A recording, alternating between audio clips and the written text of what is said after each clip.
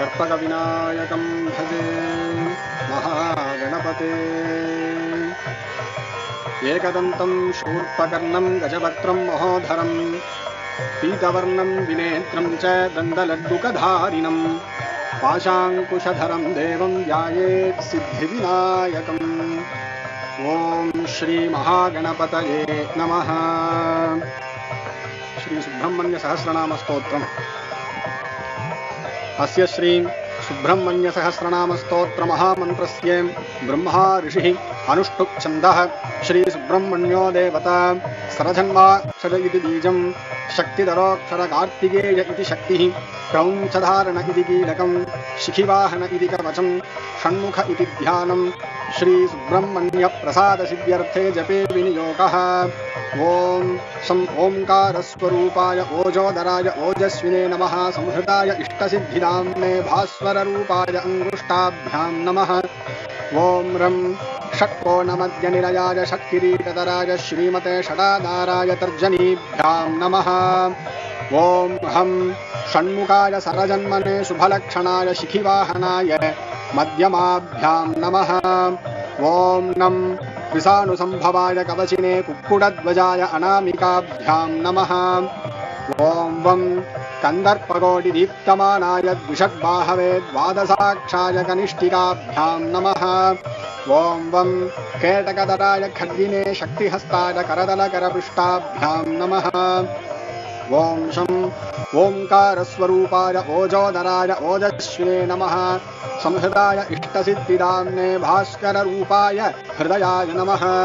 ओम रं षट्कोणमध्यनिलयाय षट्किरीटधराय श्रीमते षडाधाराय शिरसे स्वाहा। ओम हं षण्मुखाय सरजन्मने शुभलक्षणाय शिखिवाहनाय शिखायै वषटे। ओम नं कृशाणुसंभवाय कवचिने कुक्कुटध्वजाय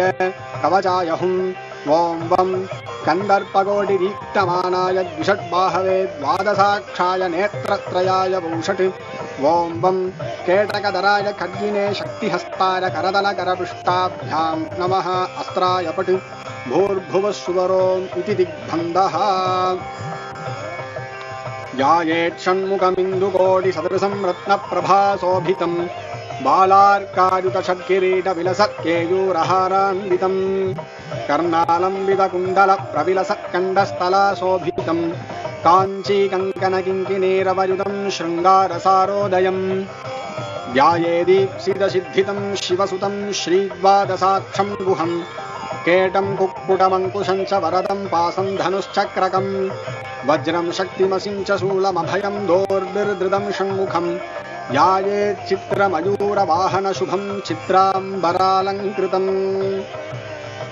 कनककुण्डलमण्डितषण्मुखं वनजराजिविराजितलोचनं कुसुमसहस्रचराचरधारिणं शरवणोद्भवमीशसुतं भजे। ओम ऋषिरुवाच सर्वशास्त्रार्थ तत्त्वज्ञ सर्वलोकोपकारक वयं चातिदयः प्राप्ता आदिदेयोऽसि सुहृद ज्ञानदानेन संसारसागरात् तारयस्वनः कलौ कलुषसिद्धाये नराः पापरताः सदा। केन स्तोत्रेण मुच्यन्ते सर्वपातकबन्धनैः इष्टसिद्धिकरं पुण्यं दुःखदारिद्र्यनाशनं सर्वरोगहरं स्तोत्रं सूतने वक्तुमर्हसि। श्रीसूत उवाच शृणुत्वं ऋषयः सर्वे नैमिषारण्यवासिनः तत्त्वज्ञानतपोनिष्ठाः सर्वशास्त्रविशारदाः स्वयंभुवाः पुरा प्रोक्तं नारदाय महात्मने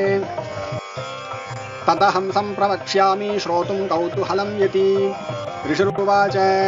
किमाह भगवान् ब्रह्मा नारदाय महात्मने सूतपुत्र महाभागवक्तुमर्हसि साम्प्रतं। श्रीसूत उवाच दिव्यसिंहासनासीनं सर्वदेवैरभिष्टुतं साष्टाङ्गं प्रणिपत्यैनं ब्रह्माणं भुवनेश्वरं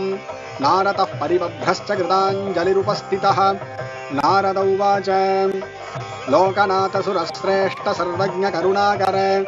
षण्मुखस्य परं स्तोत्रं पावनं पापनाशनम् एतादः त्वं पुत्रवात्सल्यात् तत्त्वतः प्रणताय मे उपतिष्ठ्वा तु मामव रक्ष रक्ष कृपानिधे। ब्रह्मोवाच शृणु वर्षामि देवर्षे स्तवरादमिदं परं मातृकामलिकालक्तं ज्ञानमोक्षसुखप्रदं सहस्राणि च नामानि षण्मुखस्य महात्मनः यानि नामानि दिव्यानि दुःखरोगहराणि च तानि नामानि वक्ष्यामि कृपया त्वयि नारद जपमात्रेण सिद्ध्यन्ति मनसा चिन्तितान्यपि इहामुद्रपरं भोगं लभते नात्र संशयः इदं स्तोत्रं परं पुण्यं कोटियज्ञफलप्रदं सन्देहो नात्र कर्तव्यः शृणु मे निश्चितं वचः। ॐ अचिन्तशक्तिरणगस्त्वक्षोभ्यो ह्यपराजितः अनादवत्सलो मोगस्त्वशोकोऽप्यचरो भयः अद्युदारोऽप्यगहरोऽग्रगण्योद्रिजासुतः अनन्तमहिमापारोऽनन्तसौख्यप्रदो व्ययः अनन्तमोक्षतो नादीरप्रमेयोऽक्षरोच्युतः अकल्मषोऽभिरामोऽग्रदुर्यश्चामीतविक्रमः अतुलस्त्वमृतो घोरस्त्वनन्दो नयविक्रमः अनादनातो ह्यमलो ह्यप्रमत्तोऽमरप्रभुः अरिन्धमोऽखिलाधारस्त्वनिमादिगुणाग्रणीः अचञ्चलोऽमरस्तुत्यो ह्यकलङ्गोऽमिदासनः अग्निभूरणवद्याङ्गो ह्यद्बुधोऽभीष्टदायकः अतीन्द्रियो ह्यप्रमेयात्मा ह्यदृश्यो व्यक्तलक्षणः आवन्विनाशकस्त्वार्यश्चाट्यस्त्वागमसंस्तुतः आर्धसंरक्षणस्त्वाद्यस्त्वानन्दस्त्वार्यसेवितः आश्रितेष्टार्थवरदो ह्यानन्द्यार्थफलप्रदः आश्चर्यरूपस्त्वानन्दस्तापन्नार्थिविनाशनः इपवक्त्रानुजस्त्विष्टस्पिपासुरहरात्मजः इतिहासश्रुतिस्तुत्य इन्दभोगबलप्रदः इष्टापूर्थिफलप्राप्ति इष्टेष्टवरदायकः इहामुद्रेष्टफलत इष्टतस्त्विन्द्रवन्दितः ईदनीयस्त्वीशपुत्र ईप्सिदार्थप्रदायकः ईदिवीतिहरश्चेद्य ईषणात्रयवर्जितः उदारकीर्तिरुद्योगीश्चोत्कृष्टोरुपराक्रमः उत्कृष्टशक्तिरुत्साह उदारश्चोत्सवप्रियः उज्जृम्भोश्चोद्धवश्चोग्रश्चोदग्रश्चोग्रलोचनः उन्मत्तश्चोष्णसमन उद्वेगग्नोरगेश्वरः उरुप्रभावश्चोतीर्णः सोमसूनुरुतारथीः ऊर्ध्वरेतस्तुतस्तूर्ध्वगदितस्तूर्द्विपालकः ऊर्जितस्तूर्ध्वगस्तूर्ध्व ऊर्ध्वलोकैकनायकः ऊर्जिवानूर्जितोदारोजूर्जितोर्जितशासनः ऋषिदेवगणस्तुत्यो ऋणत्रयविमोचनः ऋजुरूपो ऋजुकरो ऋजुमार्गप्रदर्शकः ऋदम्बरो हृजप्रीतो वृषभो वृत्तितो रुचः लुतितोत्तारको लूतभवपासप्रपञ्जनः एनाङ्कतरसत्पुत्रः वेग एनौकनाशनः ऐश्वर्यतश्चैन्द्रभोगी ऐतिह्यश्चैन्द्रवद्युतिः ओजस्वी ओषधीस्तान ओजोवांस्तोदनप्रियः औदासीनस्तौपमेय औग्रस्त्वौन्नत्यदायकः औदार्यस्तौषधागारस्त्वौषत्पौषतदारकः हंसुमाल्यं सुमालाड्य अम्बिकातनयोन्नयः अन्धकारिसुतोऽन्तत्वहारिण्यम्बुजलोचनः हस्तामयोमरादीशो ह्यस्पष्टोस्तोकपुण्यतः हस्तामित्रोस्कलूपश्कास्कलसुखतिधायः शास्कलसुखतिधायकः कार्तिकेयः कामरूपः कुमारः क्रौञ्चधारणः कामदः कारणः काम्यः कमनीयः कृपाकरः काञ्चनाभः कान्तियुक्तः कामी कामप्रदः कविः कीर्तिकृत्कुक्कुटतरः कूटस्थः कुवलेक्षणः कुङ्कुमाङ्गः क्लमहरः कुचलः कुक्कुटध्वजः कृशानुसम्भवः क्रूरः क्रूरग्नः कलितापहृदि कामरूपः कल्पतरुः कान्तः कामितदायकः कल्याणकृत्क्लेशनाशः कृपानुः करुणाकरः कलुषग्नः क्रियाशक्तिः कठोरः कवचीः कृति कोमलाङ्गः कुशः प्रीतः कुस्तितज्ञः कलाधरः ख्यातः केटतरः खड्गी खड्वाङ्गी कलनिग्रहः ख्यादिप्रदः केचरेशः ख्यादेहः केचरस्तुतः करतापहरस्त्वस्य केचरः केचराश्रयः कण्डेन्दुमौलितनयः केलाः केचरपालकः कस्तलः कण्डितार्कश्च केचरी जनपूजितः गाङ्गेयो गिरिजापुत्रो गणनादानुजो गुहः गोप्ता गीर्वाणसंसेव्यो गुणादीतो गुहाश्रयः गदिप्रदो गुणनितिर्गम्भीरो गिरिजात्मजः कूढरूपो गदहरो गुणाधीशो गुणाग्रणीः गोतरो गहनो गोप्तो गर्वग्नो गुणवर्धनः गुह्यो गणज्ञो गीतज्ञो गतादङ्गो गणाश्रयः गत्यपत्यप्रियो गुण्यो गोस्तुतो गगनेशरः गणनीयचरित्रश्च गदक्लेशो गुणार्णवः गूर्निदाक्षो गृणनितिर्गणगम्भीरघोषणः गण्डानादप्रियो घोराघौघनाशो गणप्रियः गणानन्तो गर्महन्ता गृणिवान् कृष्टिपादकः गृणागरो घोषो घोरदैत्यप्रहारकः कटितैश्वर्यसन्दोहो गणार्ती गणसङ्क्रमः चित्रकृच्छित्रवर्णश्च चञ्चलश्चपलद्युतिः चिन्मयश्चित्स्वरूपश्च चिदानन्दश्चिरन्दनः चित्रलेशश्चित्रस्तश्चिन्तनीयश्चमकृतः चोरग्नश्चतुरश्चारो चामीकरविभूषणः चन्द्रार्ककोटिसदृश चन्द्रमौलितनूपवः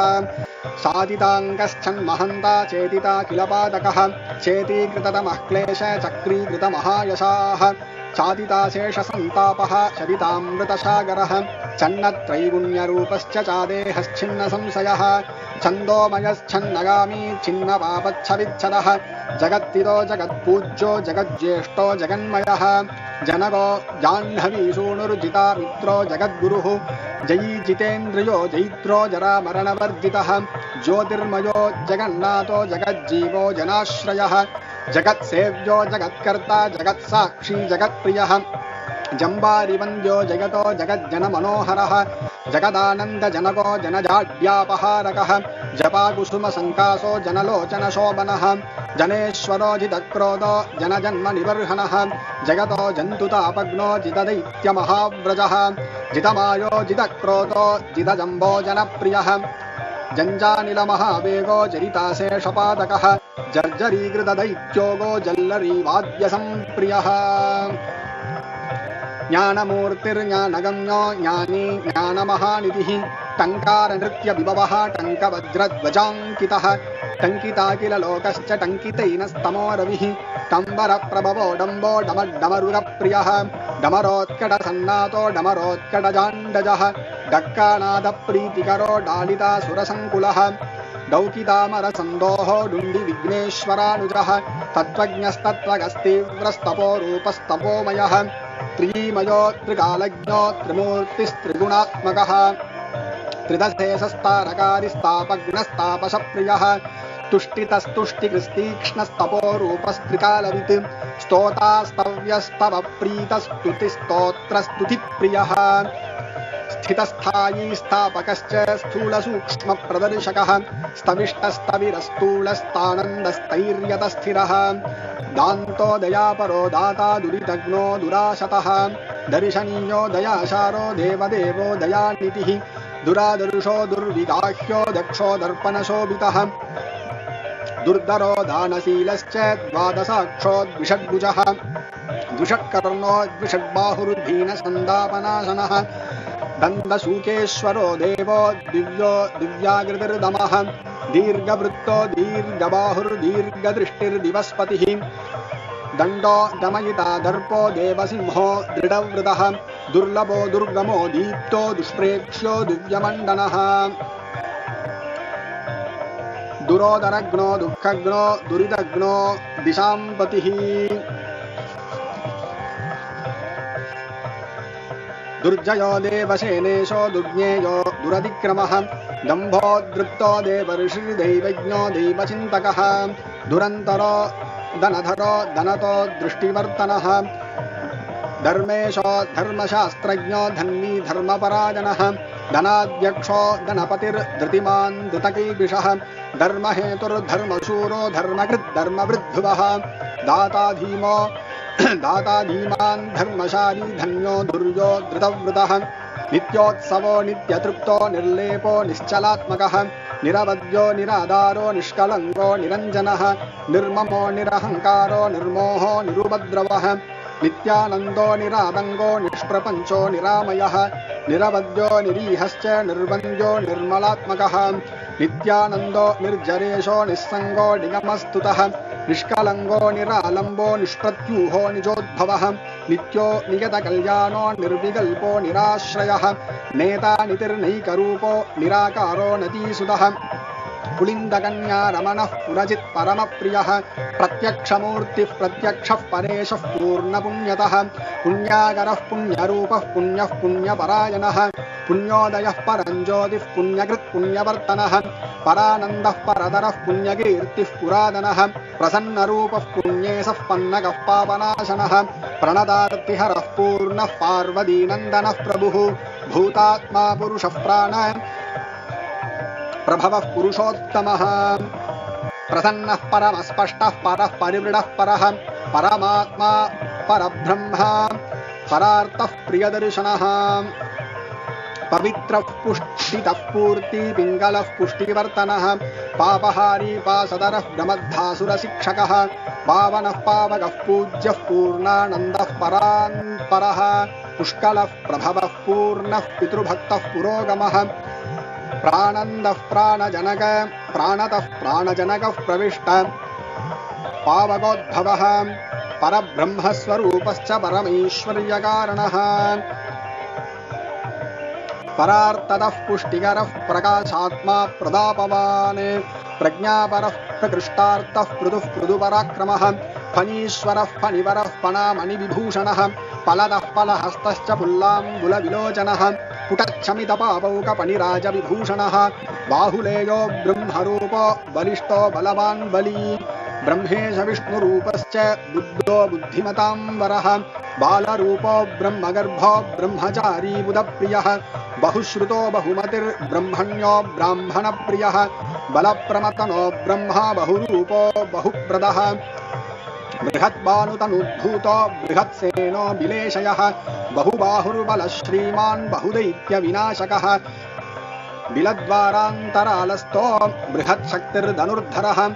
बालार्कद्युतिमान् बालो बृहद्वक्षो बृहत्तनुः भव्यो भोगीश्वरो भाव्यो भवनाशो भवप्रियः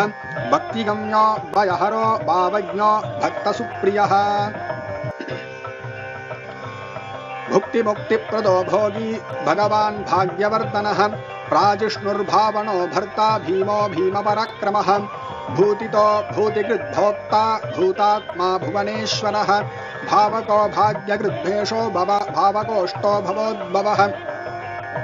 भवदावप्रशमनो भोगवान् भूतभावनः भोज्यप्रदो भ्रान्तिनाशो भानुमान् भुवनेश्वरः भूरिभोगप्रदो भद्रो भजनीयो विषग्वरः महाशेनो महोधारो महाशक्तिर्महाद्युतिः महाबुद्धिर्महावीर्यो महोत्साहो महाबलः महाभोगी महामायी मेधावी मेखली महान्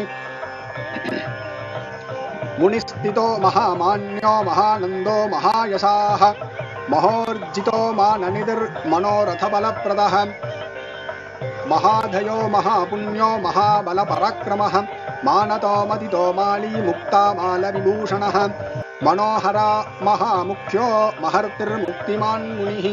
महोत्तमो महोभागो मोक्षतो मङ्गलप्रदः मुदाकरो मुक्तिधाता महाभागो महोरकः यशस्करो योगयोनिर्योगिष्ठो यमिनाम्बरः यशस्वी योगपुरुषो योग्यो योगनिधिर्यमी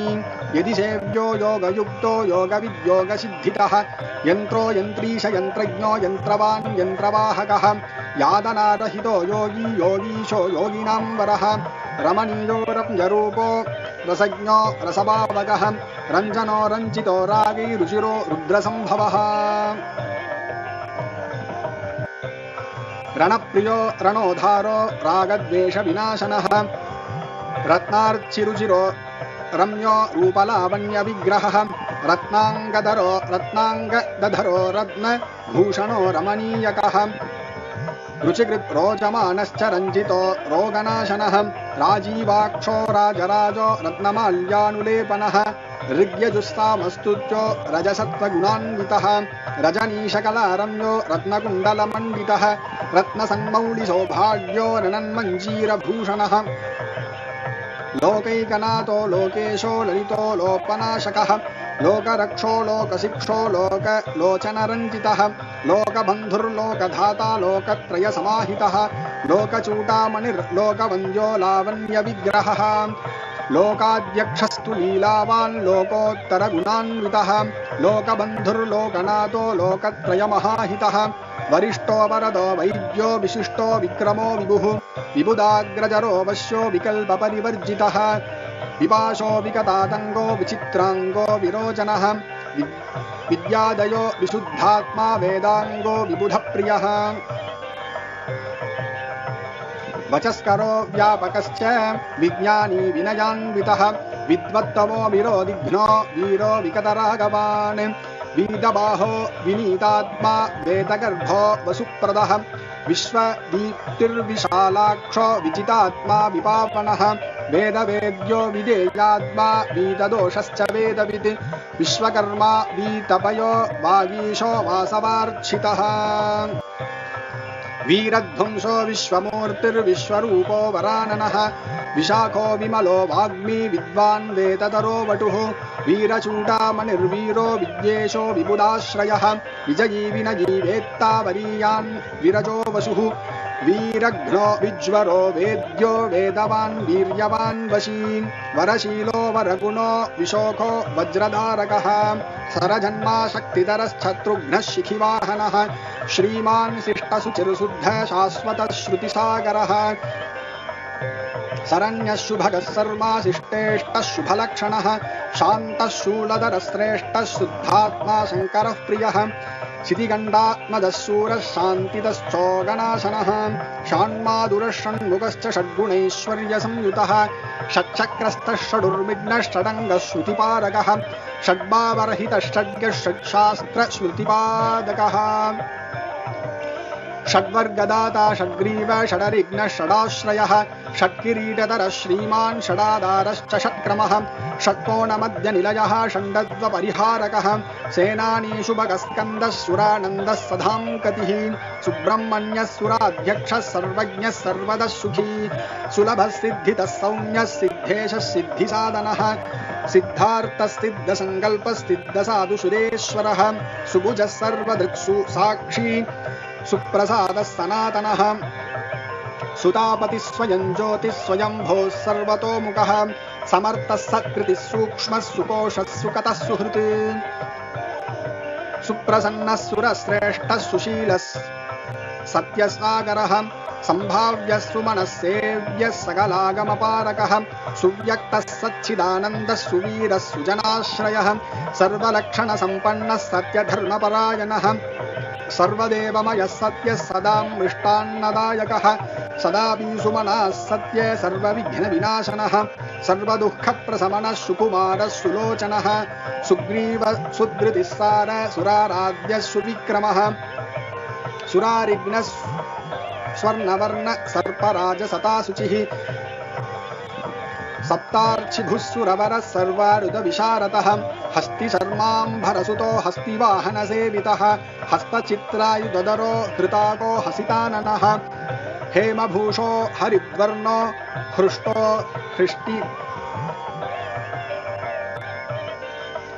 हृष्टो हृष्टिवर्तनः हेमाद्रिविद्धं स्वरूपो हुङ्कारो हतकिल्पिषः हिमाद्रिजाता तनुजो हरिकेशो हिरण्मयः हृद्यो हृष्टो हरिशको हंसो हंसगतिर्हविः हिरण्यवर्णो हितकृत् हर्षतो हेमभूषणः हरप्रियो हितकरो हतपापो हरोद्भवः क्षेमतक्षेमकृक्षेम्यक्षेत्रज्ञक्षामवर्जितः क्षेत्रपालक्षमादारक्षेमक्षेत्रक्षमाकरः क्षुद्रज्ञक्षान्तितक्षेमक्षितिभूषक्षमाश्रयः क्षालिताकक्षितिधरक्षीणसंरक्षणक्षमः क्षणपङ्गुरसन्दब्धगणशोभिकपर्दकः क्षितिबृह्णाततनया मुखपङ्कजभास्करः क्षताहितक्षरक्षान्तक्षतदोषक्षमानिधिः क्षपिताखिलसन्तापः क्षपानाथसमाननः इति नाम्ना सहस्राणि षण्मुखस्य च नारद यः पठेत् शृणुयाद्वापि भक्तियुक्तेन चेतसा सशक्योमुच्यते पापैर्मनोवाक्काय सम्भवैः आयुर्वृद्धिकरं पुण्यं स्थैर्यवीर्यविवर्धनं वाक्येनैकेन वक्ष्यामि वाञ्छितार्थं प्रयच्छति तस्मात् सर्वात्मना ब्रह्म